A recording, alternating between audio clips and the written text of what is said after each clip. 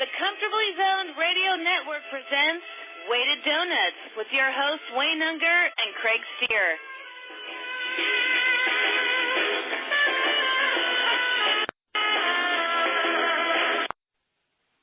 Hello and welcome to Weighted Donuts. I'm Wayne Unger and I'm here with my co-host Craig Stier. Craig, how are you tonight? I'm fine. Happy holidays, Wayne. Thank you. Same to you. And tonight we have a special guest. I'm going to let him give out his resume because it's kind of long and very impressive. We have Rick Peterson with us tonight. Hi, Rick. How are you? Good. How's everybody doing tonight? We're doing well. Thanks for coming on. Awesome. Just everybody listening, please don't eat the weighted donuts. Yeah. Oh. And let me tell you something.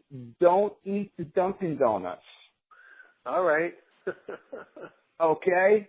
I'll tell the story another time. But let's just say my job brings me in to do service work at Dunkin' Donuts many times, and you will never catch me eating Dunkin' Donuts. Okay? Even when they're offered for free. So, Rick, we can go back, your minor league resume, but basically I believe your first major league job was with Oakland. Is that correct? No, actually a bullpen job with the Pittsburgh Pirates in 1984 and 1985. And okay. My next big league job was 94 and 95 with the Chicago White Sox as a bullpen coach. And then my first big league pitching coach job was with Oakland during the Moneyball era. And then obviously on to New York with the New York Mets. And then 2010 with Milwaukee, and had the privilege of being the pitching coach and having Trevor Hoffman get his 600th save. A lot of really special privileged moments. Was that the goal all along, Rick, to become a pitching coach? I mean, when you're bouncing around with the Pirates and the Indians and the White Sox, I mean, was that what you were looking at? Was that your goal? Yeah. I have my degree in psychology, sports psychology in particular. And, growing up, I grew up in a baseball family. My dad played in the major leagues with the Pirates and then managed all through the minor leagues. I grew up in the 60s on minor league fields. His dad was managing. And then from there, Dad went in the front office and we moved to Pittsburgh, and Dad was a scouting director and minor league director for the Pirates, and then the general manager of the We Are Family 1979 World Series Pirates. So I've had a uniform on since I've been 2. Wow. And Dad's last job was a GM for the Yankees. Actually, the day before Mr. Steinbrenner, the boss, was suspended, he fired Dad. That was his last transaction, and hired Gene Michael Stick, who played for Dad in the minor leagues with the Pirates. That's trivia we didn't know. Wayne, did you know that? I didn't know that. I did not. You know what? That slipped by me. Right. And I was going to say, Dad, as a player, as a catcher with the Pirates, he broke his arm at Wrigley Field and was never the same like early in his career, only a couple years in. But Dad caught the last game. He was the starting catcher for the last game at Wrigley or at Ebbets Field and the Polo Grounds. Wow. Yeah, amazing, huh? Yeah. And I like to say that backwards. Wow. So your dad played with Ralph Kiner? No, this would have been in the 50s. Uh-huh. I think the last game at Ebbets Field would have been in the 50s, but Polo Grounds would have been the Mets in 63. Are you sure? Yeah. I don't think anybody else played at Ebbets Field after the Dodgers left.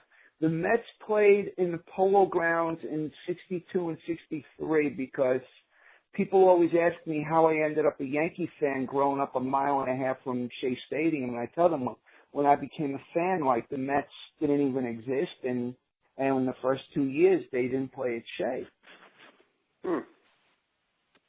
Interesting. But anyway, so I grew up on a major league field, and so growing or on a minor league field, and then, I always, I was good enough as a pitcher and left-hand pitcher, and people asked me what I wanted to be when I grew up. It was going to be, I'm going to be a big league pitcher. And I actually, out of high school, I was 17 out of high school. I was drafted by the Baltimore Orioles, and which is very young, out of high school, and I had a full scholarship to go to great schools, Harvard, Duke, Tulane, Iowa. I had all these bunch of great schools. But back in that day, in the 70s, players that went to, or pitchers that went to four-year schools and graduated, that was not attractive to major league teams. They wanted high school. They wanted either high school or junior college players. So I passed up all those great scholarships, and I went to Gulf Coast Junior College down in Panama City, Florida, so I could be drafted. Because if you went to a four-year school, you have to be 21 in your class graduate. So I would have been a senior graduate, and just not attractive to Major League Baseball. So I went to Gulf Coast Junior College and passed up all those great schools, and got drafted several times because you could get drafted in junior college. Got drafted several times, and then eventually signed with the Pirates. But I hurt my arm my freshman year in college, and I think that's what really sparked my whole career. Gulf Coast Junior College at the time was ranked number 1 in the nation. We actually finished number 2 in the nation. Donnie Moore, God bless his soul, beat us in the final game 1-0 at Grand Junction, Colorado, and we finished second in the nation. They finished first in the nation. But in my freshman year, we went to a tournament in the spring, and all the scouts were there. All of us that went to Gulf Coast Junior College, our starting lineup basically and our starting 4 pitchers, we were all drafted out of high school. I mean, we were really, really good. And we went there just to improve our draft class. So my freshman year, we went to a big tournament in the spring. All the scouts were there. I pitched a complete game. I struck out 15. I walked 7 and gave up 6 hits. 13 guys were on base. I mean, you want to run the numbers. I threw every bit of probably close to 200 pitches, if not. Oh my God! Oh yeah. And I talked to the scouts at the end, that day, and then the next day before our next game, and they said, "Look, we don't want to waste the draft. Are you going to sign?" I said, "You know what? I haven't even read the books at this school. I could have went to Harvard and Duke." I said, "Absolutely. That's why I'm here." So we get into an extra inning game, and in the 10th inning, our coach comes down and says, "Rick, we need you today to pitch in relief." After throwing 200 pitches the day before in a complete game. So I went down in the bullpen and warmed up, and I was really struggled to get loose. I came into the game. I got the first batter out. To the next pitch to the second batter, and I said, "Boy, that didn't feel right." And to the next pitch and grabbed my shoulder and walked off the mound, and I was never the same. I pitched 4 years in college and 4 years in minor league baseball, but I was injured. I never got through a full season, and I never could really throw the ball. I never could let it go. I was always protecting my shoulder. And back in that day, nobody even knew you had a rotator cuff. I'd go to the doctors like, "Hey, your shoulder looks great." I said, "Well, it's killing me every time I throw a baseball." So that was really, as I look back, I mean, that really led me down the path of what I really wanted to do. But because I had a degree in psychology, my real burning desire after I hurt my arm was to go back to school and get into graduate school. I really had a passion for, the mental game and sports psychology, and I could have gone into the doctorate program at Rutgers University at a certain time and also Columbia University.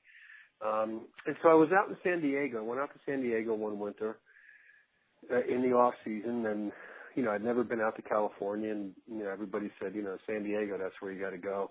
I was going to get a job in the off season, and you couldn't get a job. Unemployment was at the height of the country, 12%, and there was no jobs. You couldn't grab a shovel and start digging and get paid $5 an hour. I actually went on food stamps, and during that time, I had taken a transcendental meditation class, and I was doing a lot of meditation. I started practicing yoga. I started getting into a whole another place in my in my life, and I went to this lecture. It was a holistic healer and a chiropractor and a kinesiologist, and anyway, he ended up kind of mentoring me, and kind of took me under his wing. You know, he had never worked with professional athletes. He said, I can really help you. And he suggested that I go on a fast, you know, for a week. He said this would be really a great space for you, a healing space. So during that fast, I knew my pitching time was coming to an end. And Murray Cook, who was a GM of, I think GM? Yankees and Expos. And Expos, right. Yeah. And Murray Cook was the one who said, Rick, you'll make a great coach. And he said, listen, we're going to let you pitch for another couple of years, see how your arm comes along. And at that point, you know, let's see what happens, and then we'd like you to get involved with coaching. And at the time I said, yeah, that's great, but I really didn't have a burning desire to coach. I wanted to go back to school. My burning desire was in sports psychology. And so during that fast, I was doing a lot of meditation with the intention of, okay, what am I going to do with my life? My whole life, I was, you know, up until that point in my early 20s, I was going to be a big league pitcher, but obviously this isn't going to happen. And in the midst of that fast, on the walk on the beach in San Diego, the message came very clearly: you're a teacher. Go teach. Give up yourself and go teach. That's your path in this life. And I'm like, all right, what am I teaching? Well, the thing I knew the best was pitching, obviously, and professional baseball and the mental game. So I started coaching a year later, and I actually started coaching with the intention of, I'll do this for a couple years. Let me see how it is, and then, you know, then I think I'll go back to school. And I fell in love with coaching. I realized, wow, I can make a difference. I can really make a difference. And then that was really my path. But I enjoyed it so much.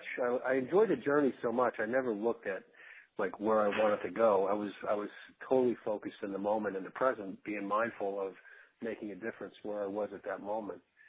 And then, you know, my career just unfolded. And, you know, it unfolded in many different ways. You know, I went to the big leagues as a bullpen coach with the Pirates. They were sold. I was out of a job. You know, I went to Cleveland, coached in the minor leagues there, AA and AAA for 3 years.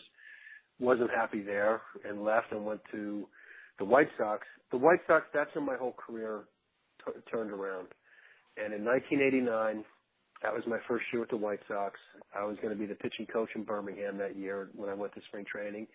And right before we left camp, Larry Himes, the GM, called me in the office and said, listen, Rick, when you get to Birmingham, Dr. Andrews has opened up the ASMI lab, American Sports Medicine Institute lab, solely for the study of the biomechanics of the pitching delivery to reduce the risk of injury.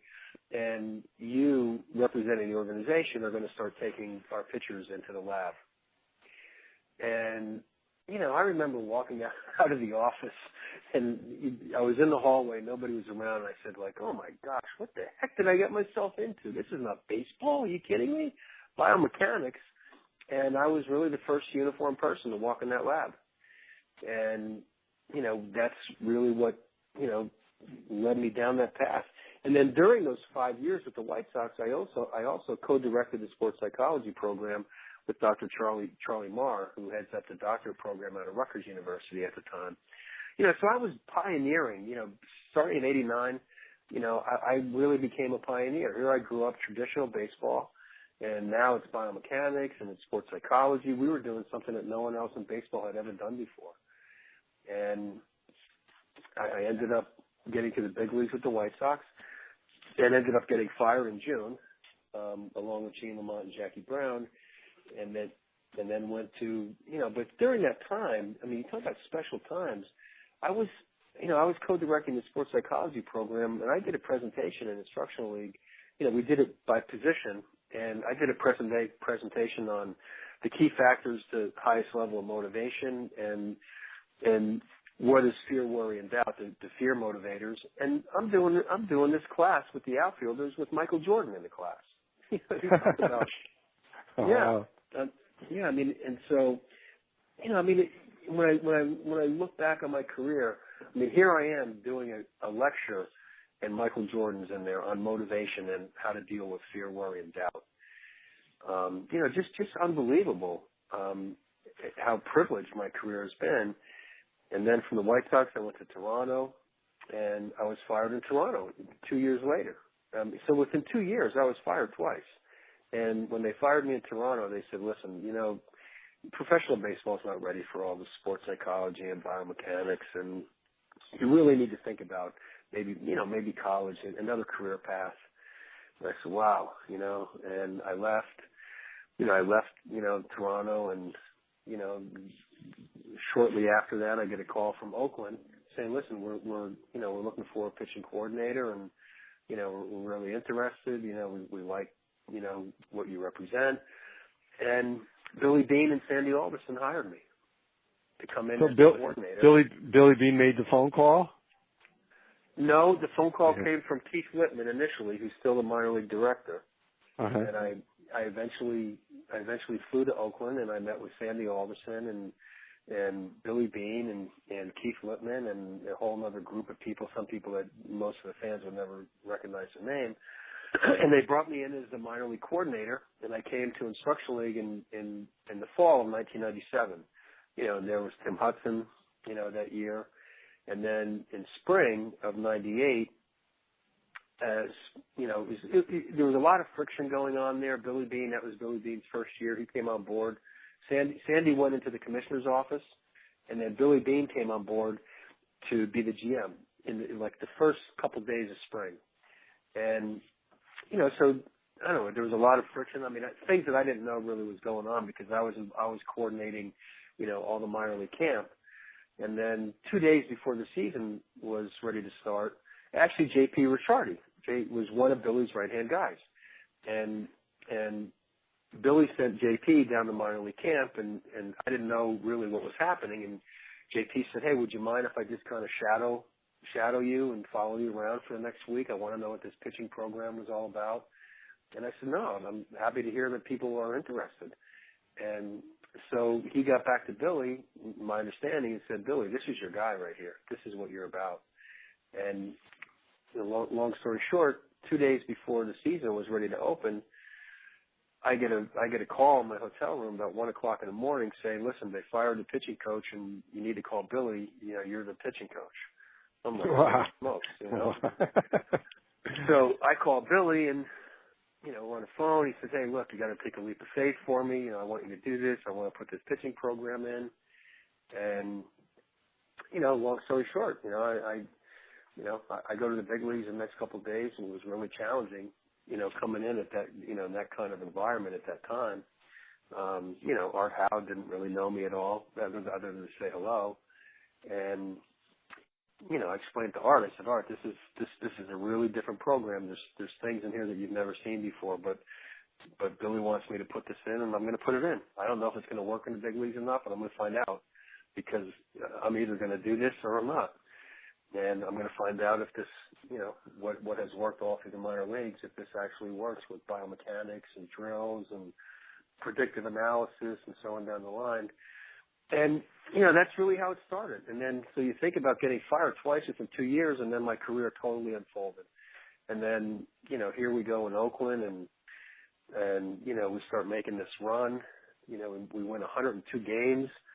Jason Giambi's a free agent. He goes to the Yankees. Johnny Damon's a free agent. He goes to the Red Sox. Jason Isringhausen's a free agent. He goes to the Cardinals. So after winning 102 games, we have to replace MVP, first baseman Giambi, Jason Isringhausen, our closer, and Johnny Damon, all-star center fielder. And we replace him with Scott Hatterberg, Terrence Long, and Billy Koch, who had fallen off the face in Toronto. He was a long man for Toronto when we got him. And Michael Lewis comes into spring training that next year to write an article for the New Yorker magazine about, why would a team with one of the lowest payrolls, how did they win in 102 games? What is all this about? And Michael had just come off writing Liar's Poker, his bestseller. Michael's, he's a Wall Street guy. And so Michael comes in and spends spring training, and after about 3 or 4 weeks, he calls his publisher. He said, this is a bestseller. And they said, go for it. So he traveled with us the entire season, and I sat next to Michael the entire season on the bus, going from the stadium to the ballpark to the airport, back to the stadium to the hotel, back to the airport again. And, you think about, I spent like 6 months with he's one of the most prolific writers of our time right now. with Academy Award movies made after his book, or his books, being Moneyball, Blind Side. He's got another one. He's got another one out right now. He's been hawking it on every television station known to man the last week, and I'm sure it'll be a bestseller. I'm sure it is. In fact, I just emailed them today because we're going to be in the city and see if I can get a chance to sit down with them, because we have a book coming out as well in January, and Michael wrote the endorsement on the cover of the book. Wow, that's terrific. It was really awesome. Yeah. So you think about all this, and so then from the Oakland years, and then we win 103 games that year. Are you kidding me? I mean, everybody talks raves about the Cubs winning 103 games. We won 103 games with Scott Hatterberg playing first base, replacing Jason Giambi. This isn't Chris Bryant coming up. Right. Here's a backup catcher from Boston who never played first base in his life, and now he's playing first base for us. And Billy Koch broke he holds the all-time major league record for a closer to have 40 saves and 11 wins, or 10 wins. He had 44 and 11. Unbelievable. I mean, it was like something that it was so surreal, but we were so like entrenched in this and in this cave that we didn't realize how special this was. We knew how special, it was to one degree, but we had no idea how historic what this was, because we were involved in just the moment of day to day. Today, here's the lineup we're facing today. How do we get this pitching staff ready? Who's starting for us? Who do we have available in the bullpen? It was like everything was in the moment.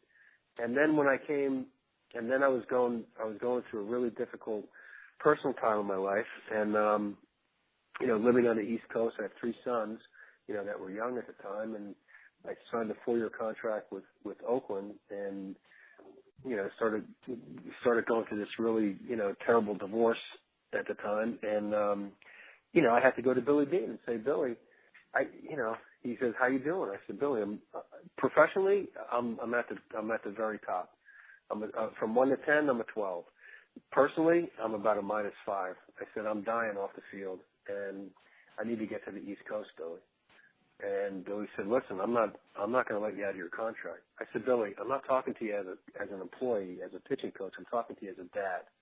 I said, listen, Billy, you took the Red Sox job for 1 day, and then couldn't sleep all night, and then had to call back and say, I can't take this job because my daughter's only 12 and I don't have custody rights to take her out of California.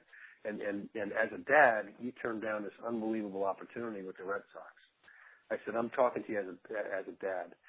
I said, Billy Beane's one of the most powerful GMs in the game. If Billy wants Rick Peterson to get to the East Coast, Billy, I know you can make this happen. You can make it happen. So he came back. He said, listen, I know the Mets are very interested. I'll call the Mets. And I said, well, what if the Mets aren't interested, and what if it's not a good fit for me? He said, well, we'll figure that. We'll go from there, but they're definitely interested. And so that's how I ended up with the Mets. We went to the playoffs. We went to the playoffs that year. We're playing the Red Sox. We won the first 2 games at home in Oakland. We had a day off, and then we had 3 games with the Red Sox. And on the day off, I met with Jim Duquette for lunch, and by the time lunch was over, he goes, hey, you got the job, but we have to meet with the ownership. They have to sign off on it. So after the playoffs were over, we went into Shea Stadium with Jim and the ownership, Fred and Jeff, and the first question that Fred asked me, he said, all right, Rick, so you guys have been in the playoffs 4 consecutive years. Your pitching staff has been at the top of the league, top of baseball for the last several years. Why do you want to come to the Mets? I said, Fred, there's only 3 reasons that I can think of: Sean, Derek, and Dylan. And that's great. And he got it. I said, look, I really don't know much about the Mets, but I know a lot about pitching, and I know that if we put this pitching program in and you give us talent, if we have enough talent, we'll get the most out of that talent. That I know. That's what I know I can do best. And then, what an unbelievable run we had for a short period of time with the Mets, but it was, probably one of the greatest. The Oakland and the first few years at the Mets was one of the greatest experiences I've ever had. Greatest privilege. I mean, you're coaching Tommy Glavine, Pedro Martinez, You know, I look at the guys I've had the privilege to coach: Hudson Mulder, Zito, Billy Wagner, Johnny Franco, then on to Milwaukee with Trevor Hoffman. I was looking at something a few months ago. They were talking about Mariano Rivera and the great career, and they listed the 5 greatest closers in the history of the game: Mariano Rivera, Lee Smith, Billy Wagner, or Trevor Hoffman, Lee Smith, Billy Wagner, Johnny Franco. I'm like going, wow, I had the privilege to coach 3 of the 5 greatest closers in the history of the game. That's unbelievable. That's pretty remarkable. It's remarkable. I've been so blessed. And I've learned so much from all those guys, and it's just been it's more than Rick. It's more than just you were the right place at the right time. You were the right guy. I mean, the sports psychology was just catching on. I mean, you really tapped into something at the right time. I mean, you really were a trailblazer. Now, tell me something, Rick. Yeah, did all the pitchers buy in, or are there any particular pitchers who you can think of in particular who really bought into your philosophies and really benefited from it? I'm not really big about talking about myself in that way. But again, this is Dr. Andrews' research. This isn't Rick Peterson's program. This is Dr. Andrews' research applied to developing pitching. And so, like when I went to Milwaukee, to answer your question in a different way, they had their own lab. And I said to Doug Melvin and Gord Ash, assistant GM, I said, let's bring the lab to spring training. We'll get analysis of every one of our major league pitchers and then our top minor league pitchers. And Doug asked the same question. He goes, Rick, how are you going to get these guys to buy into this? I said, Doug, we're not selling anything.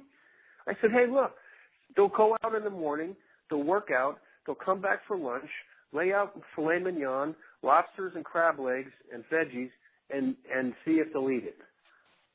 They're going to eat it. They're not selling anything. Just put out the best. Put the best. And I said, I'll do a PowerPoint presentation in spring training and explain to them the value of this explain what the program is, what the analysis is, how this can be applied to your career, to benefit your career, and we'll offer it to them. And we'll see who wants to do it. Well, you had LaTroy Hawkins in there, Trevor Hoffman, Jeff Suppan, Doug Davis, Dave Bush. I mean, just you mentioned those 5 guys just alone. That represented probably somewhere around 65, 70 years of major league experience. Right. LaTroy Hawkins asked if he could have the PowerPoint. He said, could I get a copy of that? And they lined up. They couldn't get in there fast enough because they got the value of what this could do for them. And every single pitcher that was available, when I say available, that was in shape enough when the lab was there to throw. There was only one pitcher that we didn't do an analysis because he wasn't going to start throwing until mid-March. And so we got an analysis of every one of our big league guys and then a bunch of our minor league guys. The people that don't buy into it are the old school baseball people because they don't understand it. They don't understand it. And if you have power and you have someone who's an innovator that's evoking change and you have more power than they do, you're going to do one of 2 things.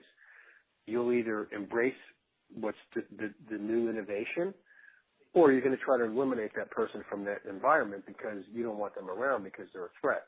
Because the pitchers will understand that this person knows more about this area than the people that have the highest level of power. I mean, that's typically how corporations work. So the pitchers, they couldn't get enough of it. The old school baseball people that want to maintain their structure and their power without evoking change and innovation, that they're the people that struggle with it. And you also take a different approach psychologically. And what players do you think bought into it more than others and benefited from it as well? They all did. They all did. Because, in our industry, let me go back to the levels of motivation, going back to the class or the presentation we did in Chicago to start off with Michael Jordan in there, and Mike Cameron was in that group as a young outfielder. So there's 3 levels of motivation. You can motivate people through fear that has immediate impact. It has incredible strength and power, but you lose that power very quickly because the fear wears off and people don't want that kind of environment. You can motivate people through an exchange system. You can reward them for good behavior, and then you can pay them for that. Well, when you look at the salaries in Major League Baseball, okay, when you start making that kind of money and it's guaranteed money for multiple years, free pizzas for a shutout, that doesn't motivate people. No. So you have to go to a whole other level. The highest level of motivation is motivating people to fully untap their potential, to motivate them to be best. And there's an incredibly high price to be best that does not come cheaply. And unfortunately, it doesn't go on sale. There's no discounts. You have to pay full price every day. These guys I mentioned, Trevor Hoffman, Billy Wagner, Yohan Santana, Johnny Franco, Tommy Glavine, Hudson Mulder, Zito, Pedro, they paid full price. And so if you have something to offer them, they want best. They're all about best.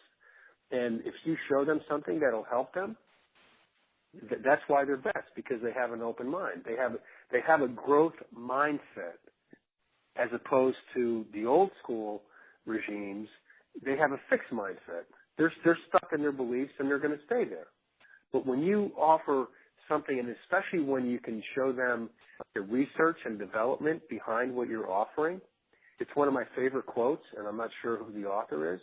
In God we trust, all others must have data. So once you come in and you show them that here's the research behind this, and here's why this practice, this habit, this routine will help you untap your potential. So if you had, I call it the black box, if you could play an audio tape of these pitchers that I just mentioned, Glavine, Pedro, Santana, Trevor, if you could play an audio tape of their mind during a game, how beneficial do you think that would be to help people to optimize their performance? Off the charts. And so what you're teaching is, like Tom Glavine, one thing that I learned from Tom Glavine, well, I learned it from many other people, but and remind me to tell the Michael Jordan story. But the one thing that came about with Tom, as I got to know Tom, so when you coach someone like a potential Hall of Famer, what it is that you get to know them as a person, and you try to understand, okay, tell me what you need me to do for you.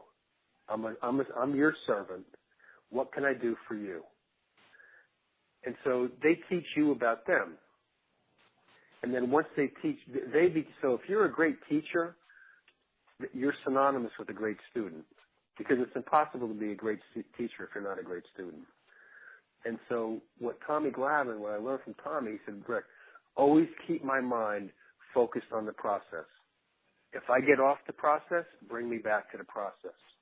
So one of the things that happened to Tommy, because of Quest Tech and the technology that evaluate the umpires for the strike zone, Tommy won his first 260 games by throwing fastball changeup 6 inches off the plate, and the umpire called it a strike. Once Quest Tech came in, and Sandy Alderson went to the commissioner's office to put a program in for the umpires, an evaluation for the umpires, Quest Tech came in, and now you got to throw it over the plate, or the umpire is going to get a bad grade at the end of the game.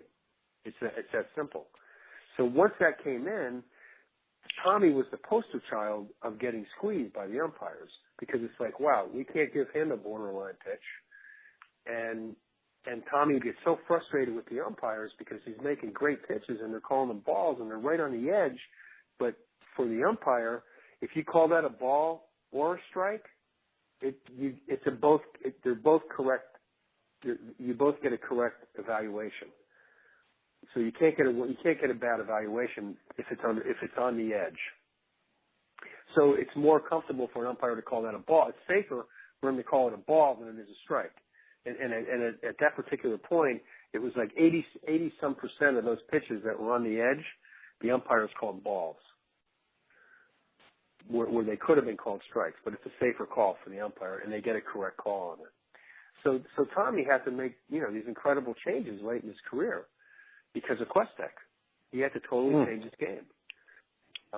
So that had to do with the mind, so it was always talking to the mind.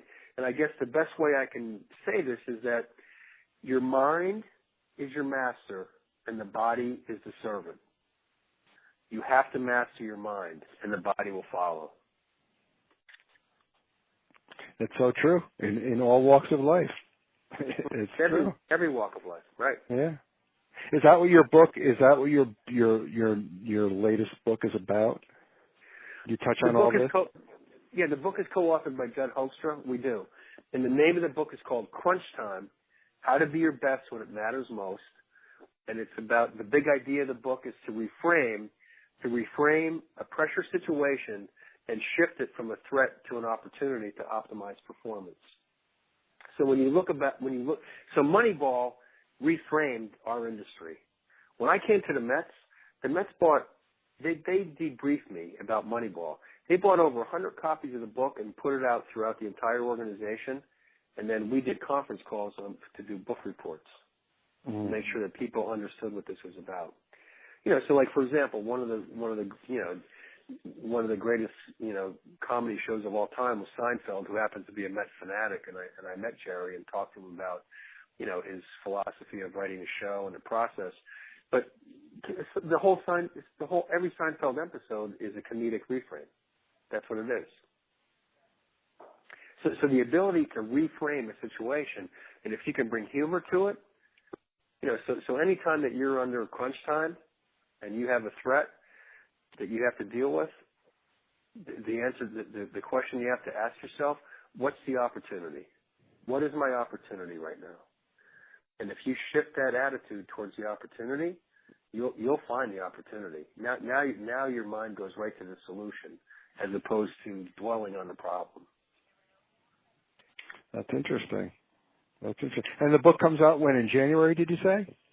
January 23rd. Yep. You can pre-order it on Amazon right now. I think Wayne did already. Yeah, I actually did pre-order it. It's available in paperback, and it's also available on Kindle. For those available on Kindle. Yep. Yes. And I tried to get Springsteen to do the audio version, but he was already doing his own. That would have been great. A couple Jersey guys. Yeah, I was figuring if Bruce does crunch time, I just got a shot at it. That's great. That's terrific. Well, good luck with the book. I have a feeling it'll do real well, and it would be great to talk to you again a few months from now.